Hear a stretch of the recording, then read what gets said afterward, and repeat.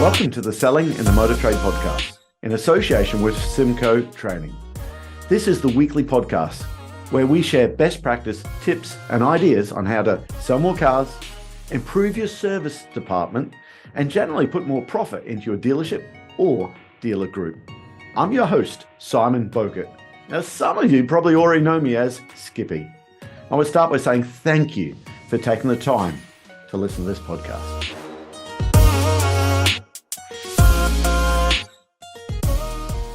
Welcome back. Listen, last time we were talking about the tips and ideas in the service department.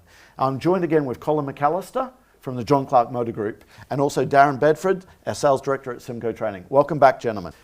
So many times I get brand new service advisors that don't fully understand what brake fluid is. Hygroscopic, what does that mean? And when you actually tell them, get the mind pictures of the cordial that you talk about, Darren, and all that sort of stuff there. One, they know air conditioning service, why it should be serviced and what that. 2 weeks ago, I had a lady been a service advisor for 20 years. So I never fully understood how air conditioning works. I didn't realize that the gas carries the oil to lubricate the compressor. Actually, the gas leaks out. But they have those knowledge. So brand new service advisors, urge the service managers, get them into the workshop, get the technicians, let them see the pollen filter, go behind the glove box, take it out and let them see how filthy it is. Let them see that that's the air conditioning, that's the compressor, that's the thing that's the most expensive part. Talk to us about the mind pictures on your cordial with the brake fluid, Darren.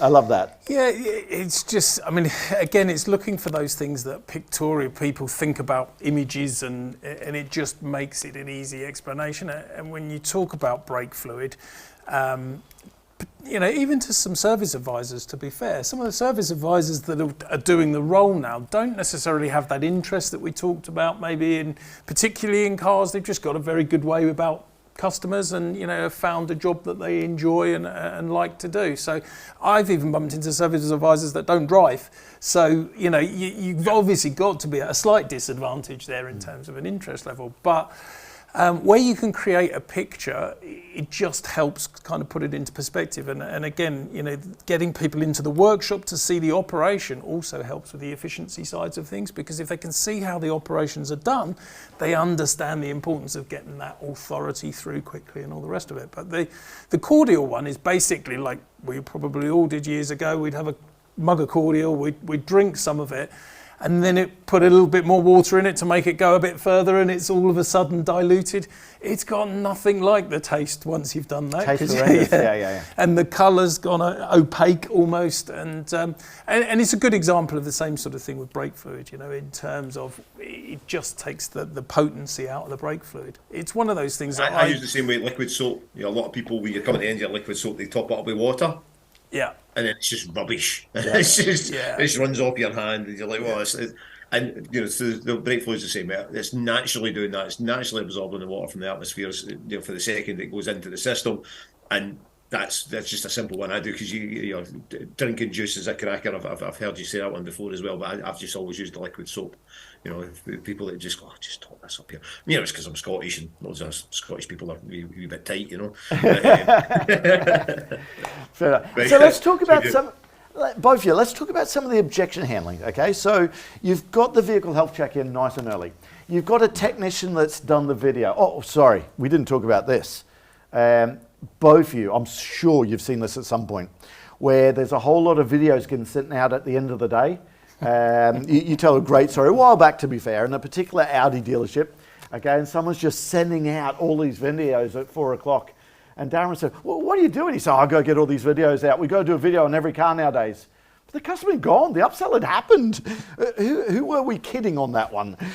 Absolutely. Head office, that's who you're kidding. Head office, Head office that run a report the next morning, and it just goes to show that the from my perspective, the amount of effort that goes into usurping the system, you kind of go, actually, if you made it work with the system, you get so much more out of it. Yeah, you would. So let's talk about, you've done it the right way. So the technician's done the video, okay? The service advisor's putting the call in. And invariably the customer says, no, I'll leave it. I don't want that done, okay? And Colin, I'll throw this at you to start with, okay? You're trying to convince me that the air conditioning needs to be serviced. And I say, you know what, Colin, leave it. I hardly use it anyway. It's Scotland. Have you not seen the temperature out there? I hardly use it. How would you train your service advisors to deal with that objection?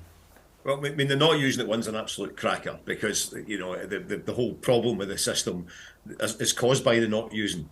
Using it is the thing that's going to lubricate it and keep it sealed. Now, we're pretty lucky in Aberdeen because this is a really easy example to use up here because of the way that the employment is. So people work offshore, so they're offshore for 3 weeks. They come back onshore, use their vehicle for 3 weeks. Now, what happens in the 3 weeks they're offshore is the tyres let air out because they're not being used, because rubber allows gas through. So when you say to them, listen, when you come back on shore and you've got to pump your tyres up because they're looking a wee bit flat, that's exactly what's happening with your air conditioning gas. Now, the problem with air conditioning gas is that it's going to take all of the lubricant round the system, which lubricates the seals to stop the gas escaping and lubricates the compressor and keeps the whole thing running. So if you're not servicing that and using that, that's actually worse than using it all the time. So I appreciate it's Scotland, but you actually need that system to work, because if there's no oil in it, the second you do need it on a freak day like today when it's sunny, that's where you're actually going to knacker your compressor up. So sorry, I've got to stop you there. It's sunny in Scotland today. It's sunny in Scotland. Sunny. Today, it's pouring with rain here. It is absolutely pouring. That's got to be a change around.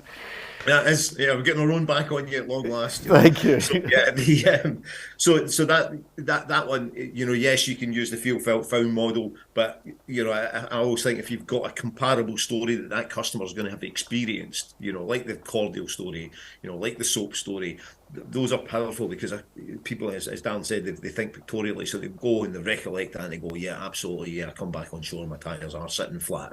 We did a thing post-COVID when we were coming out of lockdown. We emailed our customers saying, here's the 10 things to do to your car before you start using it. If it's been sitting in your driveway since the beginning of lockdown, then pump up your tyres, do this, and just giving them a list of things to do so they didn't start driving around on flat tyres and get a blowout.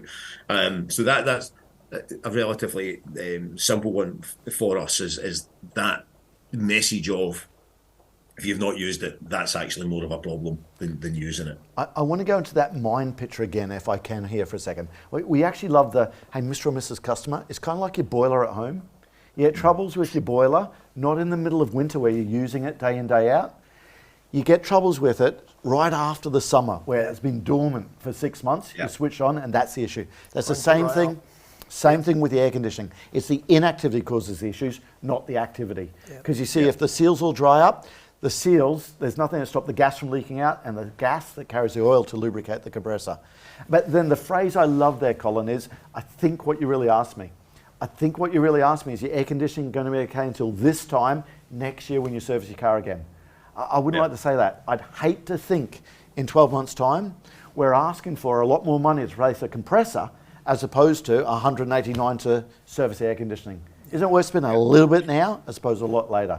Now, I know, Darren, you, again, with objection handling, what's one of your best objection handling for someone listening to this? Is it, I think he's stolen your field belt found. Well, I didn't explain it, though. It's one of those, it's been around for ages, but it's been around for ages because it works. For a good reason. And if you're new to objection handling, I love it as well, because there are different techniques, but it's, you're not doing it all the time. So sometimes that objection comes at you. You need to be able to get that straight back out to somebody. So there's, one that we've also covered in the past is, a lot of my customers said that. But if that's the one that you have as your go-to, and somebody says that's expensive, and you go, a lot of my customers said that, it's not going to work for you. Well, you'd be sick though, wouldn't you? You would be. Okay. So what we look at here is using feel, felt, found, because it basically works in pretty much every single circumstance. And it works by, first of all, empathising with a customer. Hey, listen, I understand how you feel. I had a customer who felt exactly the same way. So you put them in this isn't a silly question, this is a sensible question. Other people have thought the same thing. That was until they found, and then you go on to make your explanation. So if it was that air conditioning service and it was too expensive, hey, listen, Mr. Customer, I understand how you feel. I had a customer who felt exactly the same way, but that was because they believed that it was just being topped up. We don't do that here. What we do is we flush out all of the gas, we put the new gas into the system and fill it right back up to the level that it should. We pressure test and check to make sure that it's up to the level. And we also change the pollen filter at the same time. Can you see why it makes a lot of sense to get that done for you today, Simon, while it's with us? Yeah. Listen, I have to go down Jeff Cowan's. Again, Jeff Cowan's, people who listen to the podcast, was on recently. And I'm pretty sure it's Jeff. It might be Dave Martin's. But it's Promise Me. Promise Me is just one of the most powerful ones. And again, any new service advisors listen to this, I urge you to take this and make it yours. When someone says no to brake fluid, air conditioning, tyres, almost any of this, I'm going to use that word again, any of those things on the vehicle health check, the upsell, I want to get recommended items. But the word is, hey, listen, Mr. McAllister, would you do me a favour? Even if we don't do that tyre, would you promise me you get that tyre changed between now and the end of the week? Promise me you get that done between now and the end of the month. It's just only having 0.4 of a millimetre. Not only are you doubling your braking distance on a wet road, not only is it 10 double-decker buses extra stopping distance, but the government's changed the maximum fine to £2,500 per tyre and 3 points to your licence. I just hate to think you get pulled up by the police. You think, I was in a dealership last week, Simon never told me about that. Okay, now maybe some people think I'm scaremongering there, but don't we have a right to inform the customer the maximum fine's £2,500? Okay, and that Promise Me, for me, it takes it right out of a sales pitch into something that's personal. We care. We actually care, and you can do that with amber items as well. You know, so you've got maybe brake pads and discs are going to need looked at, within the next year. Say, listen, just promise me, if you're going to go a long journey with your kids in the car, maybe going on holiday, whatever, just give us a phone, pop in, and let's do a complimentary brake check. Just promise me you'll do that. Yeah. And what it's doing is it's showing that you care, and that customer now feels they can pop in and they can get that checked. And again, you might say, well, he's scaremongering because he's talking about the guy's kids and all the rest of it. But I'm caring. I'm just saying, listen, promise me. And you would do it with your gran. You would say, Grandma, listen, promise me. If you're going to go down and see your pal in Brighton, you come round and bring the car in so I can check the fluids, check the levels, check your tyres. You would do exactly the same thing. So that promise me is really, really powerful because it does show that we actually care about the customer, we care about the safety of the vehicle, and we want to keep them going. And you said what I think you're asking me is it going to last to the next service? I have a thing called the famous 5, which you've got 3 of them already, which is safe, roadworthy, legal. Those are things that are red, need replaced today. The amber is, would it last in the next service, or would it be cheaper to repair it now because that item might have an impact on other items? So like a CV boot, it'd be cheaper to replace it now because it will allow more ingress, grease to escape, all sorts of things to happen. So that's there. Now you've also got a kind of absolute measurement on things of it would fail an MOT. So when you're communicating to a customer, say, actually, and this is, a car could be 2 years old, could be a year old, doesn't matter, because the customer sees it as an absolute measurement. So in this condition, that would actually fail an MOT, sir. There's another one. I'm cutting both of you off. I know you want to jump in there, but Duncan Ponter. I know you both know Duncan Ponter. Great guy in the after-sales trainer. I think it's his birthday today, is it not? Or was it yesterday? I don't know that, but I know he's in Spain at the moment. So hi, Duncan. I know he listens to the show.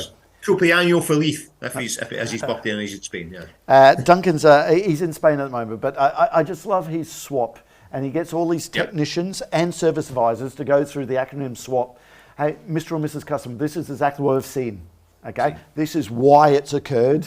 Okay, this is the outcome if you don't get that boot changed or whatever. And this is what we propose. It's just a great thing, not just for your technicians. When they're doing the videos, Colin, okay, if they remember SWOP all the time, this is what I've seen, this is why it's occurred, this is the outcome if you don't get it fixed, and this is what we propose. For me, it was just one of the game changers to help give me structure and training technicians and service advisors just to do that. I love that. And it comes back to me because when you said, is it going to affect something else if you don't do it? That's what's neat. I don't agree with the scaremongering either. At the end of the day... So you don't think I should? You think I should cut that back? Or No.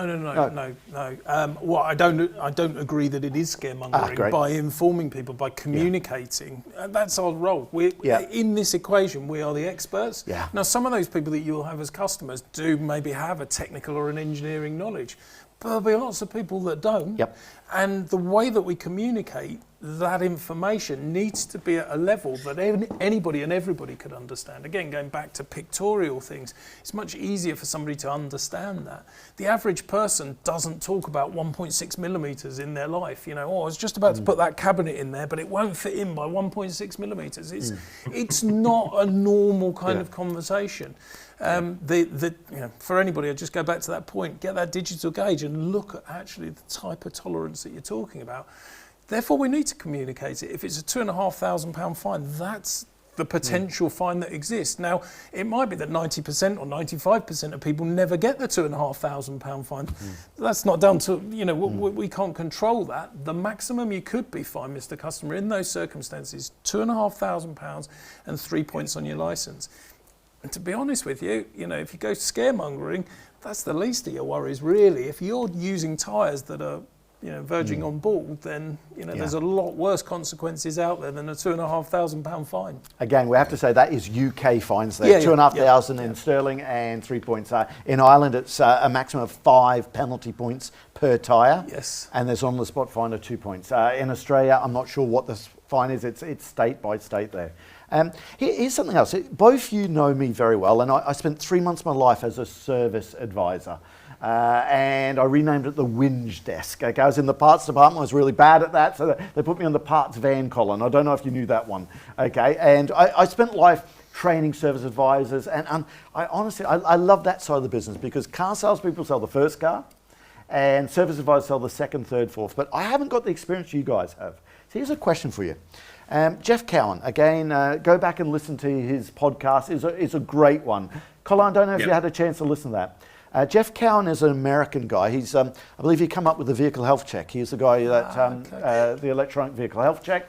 But he's also the guy that's largely credited for doing all the upsell in the service drives.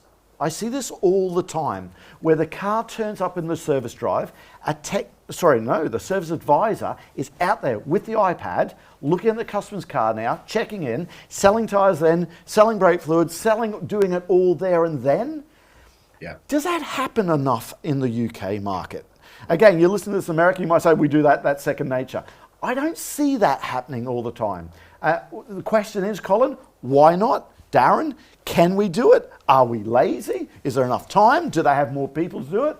The other thing, the Americans are brilliant at convincing people that you need to change the oil every 3 months or something like that. That's an exaggeration, but they really do. So doing the upsell in the service drive. I say that because you look at the JLR sites, the dual arches where you drive the service in, surely they were set up to be able to go and do it. So Colin, question for you, can it happen? Do you do it? Or is it not worth going down that route? So we don't do it. I wish we did. It would be awesome. We have a drive-in service facility at one of our sites, and that would be absolutely terrific. I remember Pete Turner, if you remember Pete Turner. Pete Turner, yes. Pete Turner from Sewell's Training Consultancy one stage, did a lot of work with Mercedes, great guy. Yeah. So we were working together, putting a business together in Sheffield, and this was quite a few years back, and we had a canopy, and underneath the canopy was this ramp called an RX ramp, and then so the customer would drive over the ramp, and it would start to look at the tyre depth, the tyre pressures. Technician would come out, and they would drive it another 2 times. Hunter had those machines at NAJ and everything, yeah. Yeah. So it's to check the steering alignment, the wheel slippage, everything, and then it would be plugged into this diagnostic machine. And so the customer, and so the RX ramp, sorry, one of the other things it did was the suspension. So it bounced the car up and down and measured the resistance of the suspension. So the customer got an absolute fantastic factual report of what the vehicle was like when they checked it in. This is where it was when you checked it in. So if you did any work to it, you could then put it on and you could show there's the difference in your braking efficiency, there's the difference when your new shock absorbers fitted and everything. So it was quite a fantastic bit of kit. And customers loved it because you couldn't argue with it. And so I would love to see that. Some of the technology we have in some of our sites, when you drive over and it measures the tyre depths and it will show the customer right away. So as soon as it goes into the workshop, you get it. But it's not at the point the customer's dropping it off. And that would be fabulous to do. I think the more we get with advanced technology on vehicles, the vehicles will diagnose themselves every day. and they'll report in and they'll say, listen, you need to go and get this done. And they'll kind of run their own mini MOT. But I think, you still need humans involved in this. This kind of personalist service thing. I'm not a big fan of it. It's not something I would, endorse. I think people want the human contact and they'll value the human contact. But getting those processes in, you do need to go to a strict appointment system. You do need to have the right people in that. Can I just pause you there? Sorry, something I want to get both your views on. We have these new systems now where the people drop their keys off, okay, and they go to the kiosk. Okay, like going to McDonald's, you order your meal yourself now. And you drop your keys off, you put it in there, it gives you keys back. But it also goes through the upsell. Do you want your car fully valeted or detailed when you're here today? Do you want the air conditioning service? Do you want the 1 litre oil top-up pack? It goes through all that. I understand, and Jack Allman from Bumper was saying that these machines are getting higher penetration than what a service advisor is. Now, I don't think it's because the machine is better at offering these stuff or what's required on the car. It's just because it offers it 100% of the time. Yeah, so surely, does that tell us that our service advisors aren't offering these things to people all the time? There's definitely an element of that, for sure. It's a bit like the car sales process and running through that and people wanting to deal with people through that process. If I drop my car in for a service and the people that I deal with add nothing to the process, then perhaps I'd consider using that sort of facility. And you're dead right. It's going to offer me 100% of the time that information. It might put me up there some information, a video or something to tell me why I should go for it and why I should have it. And then I can make a decision in the back. But I'd always come back to, if you've got people adding value to that process when somebody brings in, people want that human-to-human contact, want to be able to talk to somebody through that, want to be able to ask that question. Well, right, you say it's the oil. Well, what do you mean by that? Or I thought if I didn't use it, then it would last a lot longer, wouldn't it? My shoes, when I put them away and I take them out, they last for a lot longer if I'm not wearing them. It's different people approach it in different ways, but... Smiling at it. Darren's just had a knee reconstruction, so he hasn't used his shoes for a while. So see the analogy on that one? Just one shoe. One shoe on that. I took you off track there, my apologies. But again, booking that current service, taking the iPad out and checking in and doing these things, is that possible? Can we do that? Should we look at that? It's definitely possible, because I do it with some of the dealerships I work with, but for a slightly different reason. And that slightly different reason is ordering tyres, where they've not got the facility to have tyres readily available and they've got a small impress stock. They get somebody to do the tyres on the vehicles as they come in, so that we know the likelihood of maybe having the ability to offer it. Because as you rightly said, we work closely on that because it's a point of defection. If you can't do that tyre, it's going somewhere else to be done. So you then put that person on somebody else's mail list. They then get seduced next year for their MOT, for their servicing and all those sorts of things. So it can be done. The only distinction I would draw here a little bit is, and what we tend to work very well with, is the service advisor should be the person who communicates it, but the technician holds the credibility of the repair and the work that's there. So you do muddy that water. You need to be careful that you don't muddy that water of a service advisor becoming somebody who is... It's a very American, that I kind of expect to be sold to when I go to these places. Whereas I think in the UK, we want to retain that 100% faith in the technician and use the service advisor to communicate. And that's why Colin's absolutely right with the word upsell. It's a change of mindset and bits and pieces like that. But when you use the term upsell, it suggests that you're selling something. Well, you're not really. As a service advisor, you're communicating it, and you're communicating the urgency of how quickly or I'm definitely going to steal that from you, Colin. I've been calling it upsell all the time. And you're right. You are so right. Colin, what do you call it instead, though? The recommendation. Yeah. It's recommended work. This is recommended. You take that expert that you're talking about, and they're recommending that you have this based on their experience. And this is affecting the roadworthiness, safety and legality of your vehicle. And I think the American market... Get those 3 words in, and that's it. Sorry, I just spoke over you there. I think the American market as well, when I spoke to Jeff about the technicians doing the video, he was looking at me kind of like, well, we wouldn't be doing anything like that. So there is definitely that different market there where that service advisor is doing all that to start with. All there. Now listen, I want to finish up, guys. If you're a service manager, listen to this now. I want you one best tip, technique. What can you go back and put in today, now, to make a difference in the department? What can we look for? What do we need to do? So, Colin, I'm going to start with you. What's one of your tips? Because you always leave us with a great tip there, a Colin McAllister tip. So the golden hour is obviously the best tip on here, but to get the golden hour in place, the most important factor that you get for that is to clearly define for your technicians what's red, amber and green. So there's not any dispute on that. So a split wiper is red for everybody, because it affects the vision of the vehicle, so that's safety. Boom, that's it. And having the clear definition of what's red, what's amber, we've got charts for it so that everybody clearly understands everyone's working to the same standard, so it's not an opinion, it's fact. And that enables them to crack on and do it. And we clearly communicate that to the techs. They understand. We played a game at the conference with the service managers with red, amber, green, and we showed them an item and they had to run. If you remember the game show Run Around, they had to run to the corner if they thought the item was amber or red or green, and then they flashed up what it was. But it was good fun, and some of our managers actually took that game and played it in their workshops with the techs just to make that very, very clear. That then enables everyone's communicating the same Devil's advocate, 3 mils on the tyre, red, amber. Yeah. Which is it, Colin? If it's above 3 mil, then obviously we don't report it because that's our used car prep standard. Aha. This is why exactly where I was going there, because you go, well, hold on, 3 mils on our used cars, and Yeah. Okay. So 3 mil, we would under 3 mil, we would definitely report. As amber or red? Depends on the weather conditions. Okay, you'll vary it depending on the time of year. It's unroadworthy. If it's not snowing, it's roadworthy. Okay.